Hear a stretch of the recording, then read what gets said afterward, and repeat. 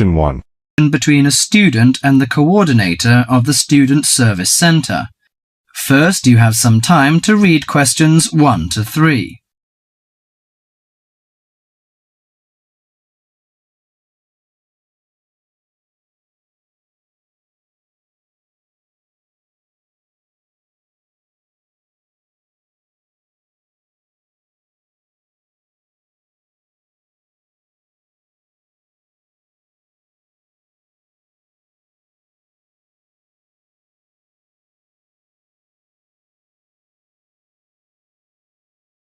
Now listen to the conversation and answer questions 1 to 3. Hi, sit down please. How can I help you? Thank you. I'm a student in the sociology faculty. I'm coming to ask for some information about renting a room in the college or near the campus. My name is Sarah. Yes, Sarah. How long have you been here in Sydney? You are not new, I suppose. No, I'm in my second year. I came to Sydney 18 months ago from Korea. Where are you living now? I live with my aunt in my cousin's room. It's pretty nice to live with my relatives, but unfortunately my cousin has finished his term and is returning from Britain next week. I have to rent a room for myself. Yes, it sounds a little unfortunate, but I suppose it's a good chance for you to have a deeper understanding to real world. I hope so. Well, what sort of thing are you looking for? What we provide ranges from shared flat to homestay. And of course we have houses with gardens if you like. No, the house with a garden is obviously out of my price range. Shared flat is not bad, but I prefer a homestay. I enjoy the feeling of living with the family. When do you plan to begin the rent? Next week, you just said? No, my cousin is arriving by next week, so I hope to move out by this weekend. This weekend, okay. The main area we deal with is around the university. Around the university, aha. Do you have anything near the northern gate of the university? You know, the sociology faculty is near the northern gate. Before you hear the rest of the conversation, you have some time to look at questions 4 to 10.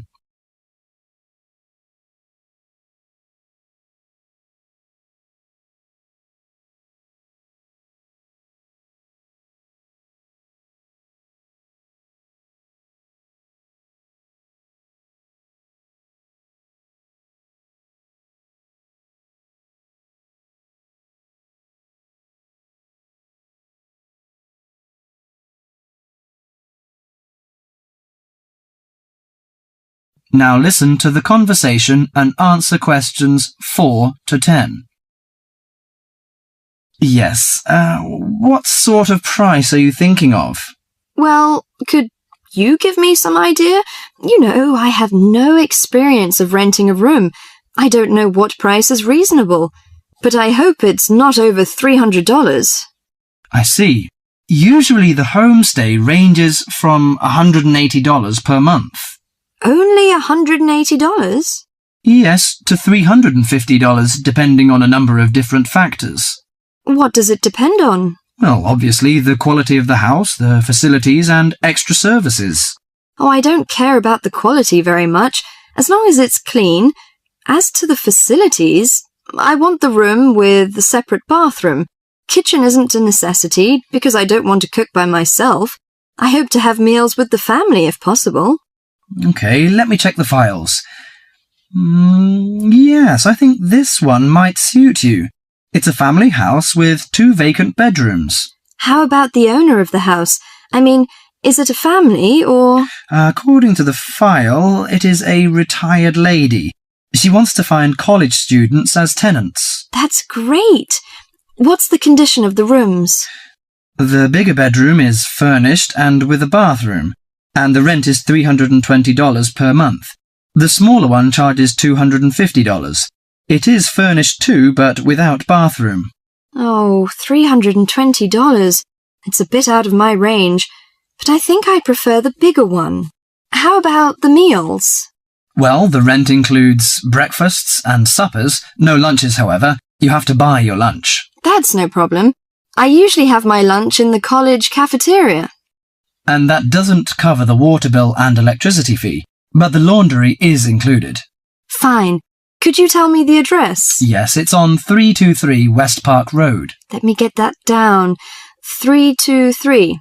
Okay, it's near the university. So, when can I have a look at the room? You know, I'm a little pressed for time. The file says the landlady is in every afternoon, so this week, say, Friday? Oh, I'm afraid I can't make it then. I have a lecture on Friday afternoon till 5:30. How about Thursday? Okay, that's fine. Would 5 be okay? Yes, fine. Just come here. Yes, here in the student service office. Oh, before I forget, before moving, you have to pay 1 month's rent in advance. Really? Oh, I didn't know that before. Could I ask why? As the deposit. You know, in case you damage the property or move out without giving notice. Usually this doesn't happen, but standing in the owner's shoes... Yes, I understand it all. So that's $320. Okay, I'll take the money if I'm satisfied. Well, a word of advice. Don't forget to get a receipt when you pay the deposit or rent. Yes, thank you so much. That is the end of part 1. You now have half a minute to check your answers.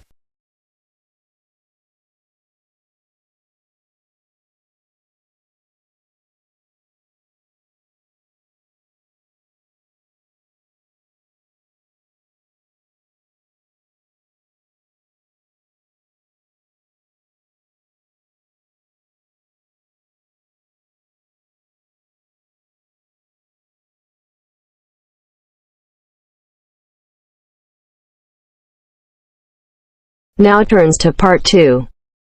Part 2. You have just arrived at the student hostel where you will live during the term. The manager is explaining the rules and another student is asking questions. Listen to the conversation and complete the form. First, you have some time to look at questions 11 to 16.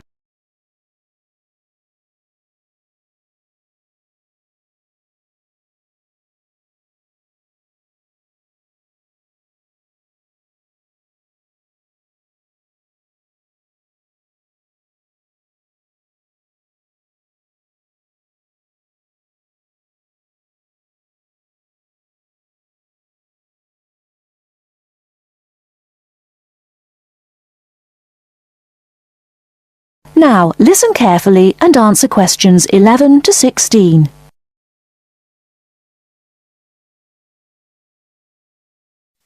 Excuse me, I want to ask you about the charges for meals.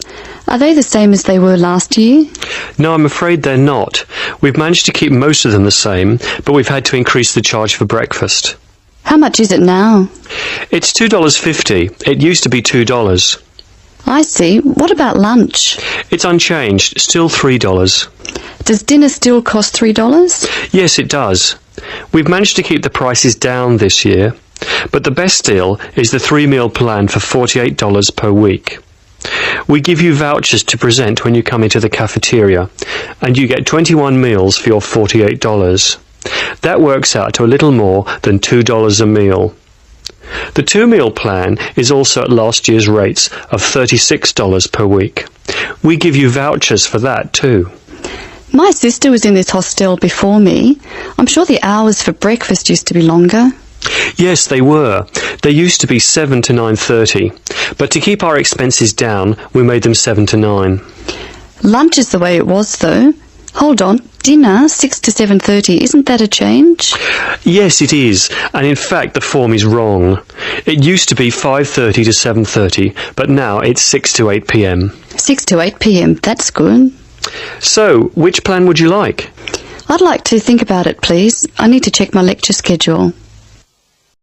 Before you hear the rest of the talk, you have some time to look at questions 17 to 20.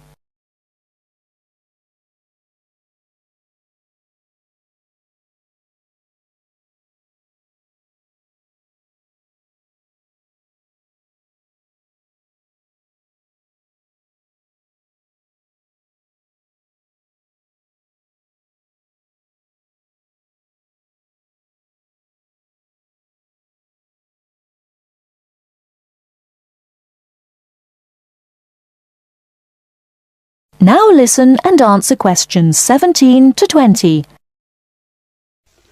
Can you tell me how to get to my room, please? Of course. You're in the new wing, which is very freshly painted and pleasant. But I'm afraid you're going to have to go to a couple of other offices before you can have the key. You're in the admissions office now. Leave this office and turn right and go to the end of the hall. The last office is the fees office, where you can pay the balance of your room deposit. They'll give you a receipt. Okay. After you've been to the fees office, come back past admissions. You'll see a very large room at the northwestern corner of the building. You can't miss it. That's the student lounge, and if you go in there, you can meet some of the other students and see who'll have a room near you. That's good. Can I get a cup of coffee there? Yes, there's a vending machine in the corner. Then go to the key room, which is opposite the lift and next to the library. Show them your receipt, and you can pick up your key there. My luggage was sent on ahead. Do you know where I should collect it? The box room is next to the women's toilet. You'll have to get the key from the key room. Thank you. That is the end of part 2. You now have half a minute to check your answers.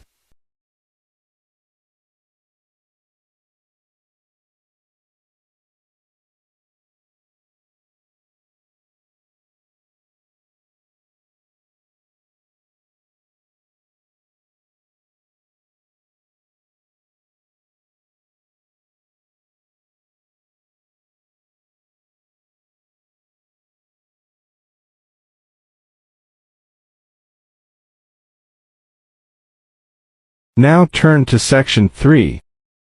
You will hear two business studies students discussing a presentation they'll do on an article on working effectively in groups. First, you have some time to look at questions 21 to 26.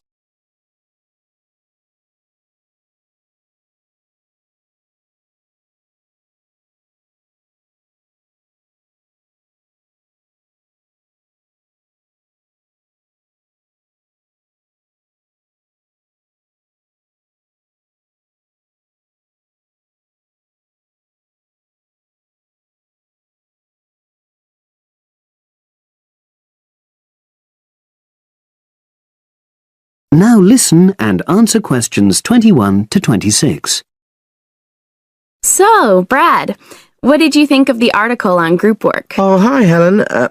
Yeah, it was pretty good, with helpful pieces of advice on how to make group work effective.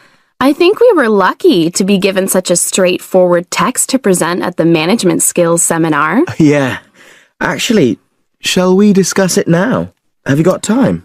Sure. It's only a 10-minute presentation, so we just need to explain and then give our views on the main points raised in the article.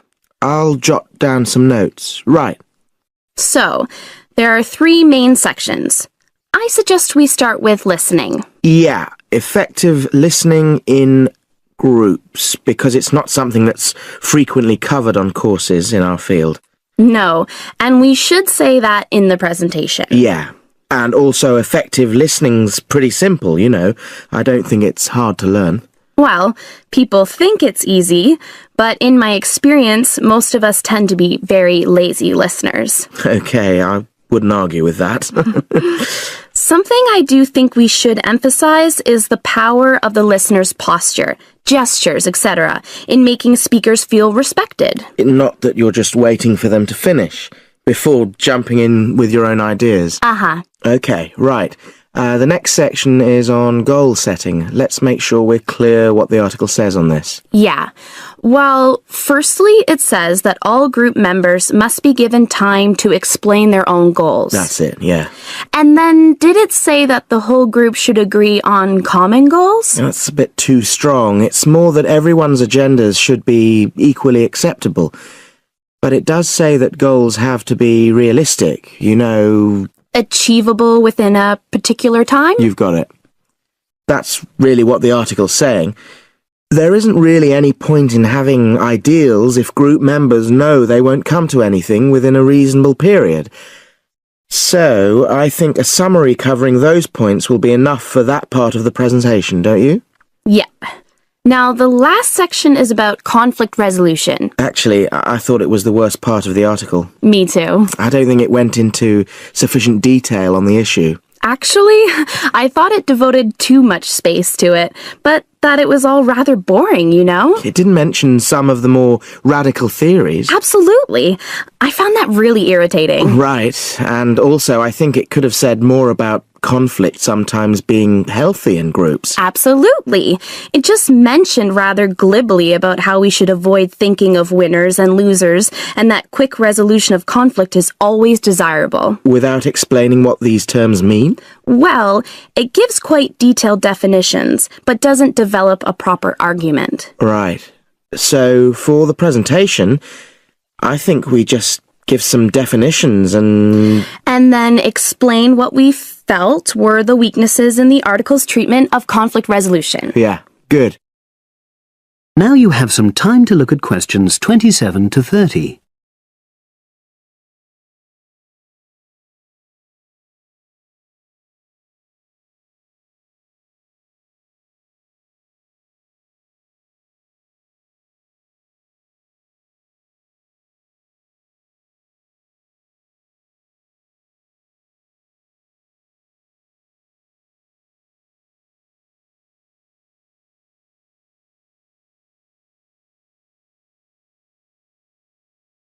Now listen and answer questions 27 to 30. So, let's think about what we have to prepare for the actual presentation. Well, I suppose we'll use PowerPoint, but I'm hopeless at using it, especially if it has any visuals. I really have to look into doing a course on it because I know I'll need it in the future. Don't worry, I'm quite happy using PowerPoint and I'll put it together when everything else is ready. That's a relief. But yes, do that later. Okay. Now, I heard the tutor saying we have to include some well-chosen quotations from the article. I'm not sure if we do. I'll email him to find out. No need, I can just have a look at the specs he gave us when he set the task. That'll be quicker. But the tutor definitely said we have to prepare a handout to go with the talk. I'm not really sure how we do that. Sarah did one last year. Who's she? She's doing the same option as me on marketing. I'll ask her advice on what to include. Great. So that just leaves the bibliography at the end. I suppose it'll mainly be articles. Yeah. So we'll just look on the web, and we can leave that till later. But we've been advised against that? Well, we could have a look through some journals in the library. I think we should start by looking through module handbooks. I think that'll give us some good leads. Yeah, you're probably right. So, that's all the topics. That is the end of section 3. You now have half a minute to check your answers.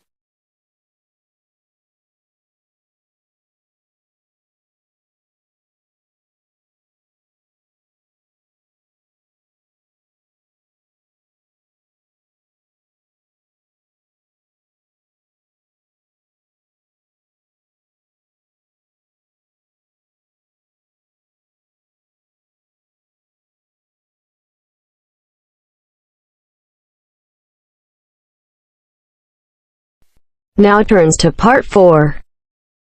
Part 4.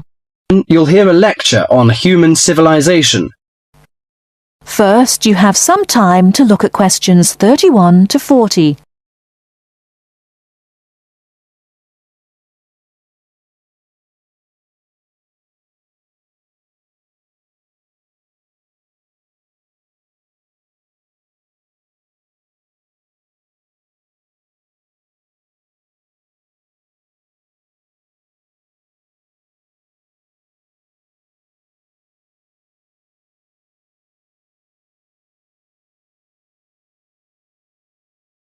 Now, listen carefully and answer questions 31 to 40. Today in our History Series lectures, Professor Smith is going to introduce the history of human civilization. Welcome, Professor Smith. Good afternoon, ladies and gentlemen. Do you know when human civilization originated? And what's the development of human language? Well, the first two stages in the development of civilized man were probably the invention of primitive weapons and the discovery of fire, though nobody knows exactly when he acquired the use of the latter. The origin of language is also obscure. No doubt it began very gradually. Animals have a few cries that serve as signals, but even the highest apes have not been found able to pronounce words, even with the most intensive professional instruction. Apparently, a necessity for the mastering of speech is the superior brain of man. When man became sufficiently intelligent, we must suppose that he gradually increased the number of cries for different purposes. It was a great day when he discovered that speech could be used for narrative. There are those who think that in this respect, picture language preceded oral language. A man could draw a picture on the wall of his cave to show in which direction he had gone, or what prey he hoped to catch. Probably picture language and oral language developed side by side. I'm inclined to think that language has been the most important single factor in the development of man. Two important stages came not so long before the dawn of written history. The first was the domestication of animals. The second was agriculture. Agriculture was a step in human progress to which, subsequently, there was nothing comparable until our own machine age. Agriculture made possible an immense increase in the number of the human species in the regions where it could be successfully practiced. These were, at first, only those in which nature fertilized the soil after each harvest. Agriculture met with violent resistance from the pastoral nomads, but the agricultural way of life prevailed in the end because of the physical comforts it provided. Another fundamental technical advance was writing, which, like spoken language, developed out of pictures, but as soon as it had reached a certain stage, it was possible to keep records and transmit information to people who were not present when the information was given. These inventions and discoveries, fire, speech, weapons, domestic animals, agriculture, and writing, made the existence of civilized communities possible. From about 3000 BC until the Industrial Revolution, less than 200 years ago, there was no technical advance comparable to these. During this long period, man had enough time to become accustomed to his technique, and to develop the beliefs and political organizations to appropriate it. There was, of course, an immense extension in the area of civilized life. At first it had been confined to the Nile, the Euphrates, the Tigris, and the Indus, but at the end of the period in question it covered much the greater part of the livable globe. I do not mean to suggest that there was no technical progress during this long time. There was progress. There were even two inventions of great importance, namely gunpowder and the mariner's compass. But neither of these can be compared in their revolutionary power to such things as speech and writing and agriculture. That is the end of part 4. You now have half a minute to check your answers.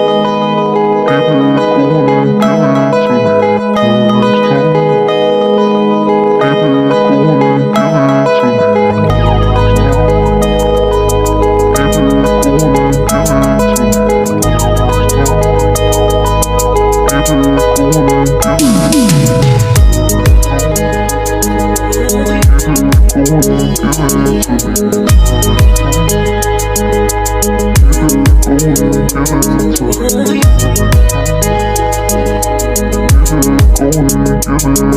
to me.